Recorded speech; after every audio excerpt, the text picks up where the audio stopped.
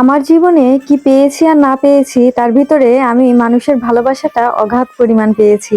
আর সেই অনুযায়ী সেদিন চলে গিয়েছিলাম একটা দাদার আইবুড়ো ভাত অনুষ্ঠানে এবং একটা গৃহে। তো এটাকে গৃহ বললে ভুল হবে, বলতে হয় গৃহ মন্দিরে। ভগবানের এত সুন্দর মন্দির প্লাস এমনভাবে সেবা পূজা করা হয় যে গৃহে আপনি গেলে আপনার কোনোভাবে মনে হবে না যে আপনি মন্দির ব্যতি রেখে কোনো গৃহস্থের বাড়িতে এসেছেন। অর্থাৎ যে গৃহে ভগবানের এরকম সেবা পূজা হয় সেটাকে মন্দিরের থেকে কোনো অংশে কম বলা হয় না। আর আমি অনেক পাঠে শুনেছি যে যখন গৃহস্থ জীবন পালন করে এবং সঠিকভাবে কেউ সংসার ধর্ম পালন করে, অর্থাৎ দেখবেন আমাদের সমাজে অনেকেই বলে থাকে যে সংসার ধর্ম বড় ধর্ম।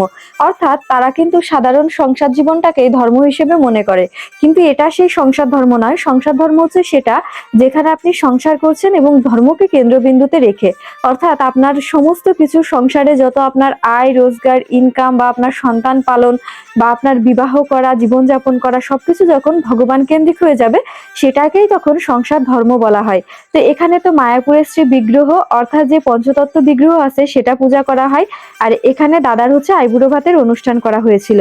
আর বাসাটা ছিল হচ্ছে আমার খুবই প্রিয় একজন মাতাজির, এবং তার ভক্তি, তার কথাবার্তা, তারপরে তার চাল চলন, প্রতিটা জিনিস আমাকে এমন ভাবে অনুপ্রেরণা দেয়। বিশেষ করে আমি তার কাছ থেকে অনেক কিছু শিখি। ছোট ছোট বিষয়গুলো মানে এত ভালো করে তিনি বলেন বা বুঝান, মানে কোনো কিছুতে তার কোনো বিরক্তি নেই বা কোনো কিছুতে তার কোনো খারাপ লাগা নেই। আমি মানে এই জিনিসটা মানে এতটা পজিটিভ ভাবে মানুষ থাকে কি করে, আমার খুবই ভালো লাগে। আর সেই অনেক বছর যখন থেকে ভক্তি জীবনে এসেছি আমি ওনার নাম শুনতাম এবং শুনতাম যে ওনার হাতের প্রসাদ মানে অমৃতের মতো, অর্থাৎ রাধারানীর যেন অশেষ কৃপা। তো তখন থেকে আমার খুব যাওয়ার ইচ্ছা ছিল মাতাজির বাসায়। তো পরবর্তীতে সেদিন এই আয়োজনে মানে নিমন্ত্রণ পেয়ে চলে গিয়েছিলাম আমি আর আমার পতিদেব।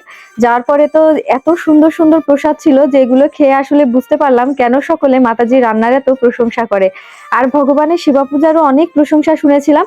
তো তারপরে সেখানে গেলাম এবং ভগবানের দর্শন করার পর বুঝলাম যে আসলে এটা একটা মন্দির সমতুল্য। এই হচ্ছে মাতাজি। তো যাই হোক, খুবই ভালো লেগেছে আমাদের নিমন্ত্রণ পেয়ে, সেখানে গিয়ে প্রসাদ পেয়ে। এবং দাদার বিয়েতেও আমরা চট্টগ্রাম গিয়েছিলাম, সে ভিডিও অবশ্য পরবর্তীতে দিব। আর আমার পতিদেব তো প্রসাদ পেতে পেতে মানে জামাই আদর পেয়ে পুরো উঠতেই পারছিল না, বলে যে আমি আর খেতেই পারছি না। তো কেমন লাগলো অবশ্যই জানাবেন। হরে কৃষ্ণা।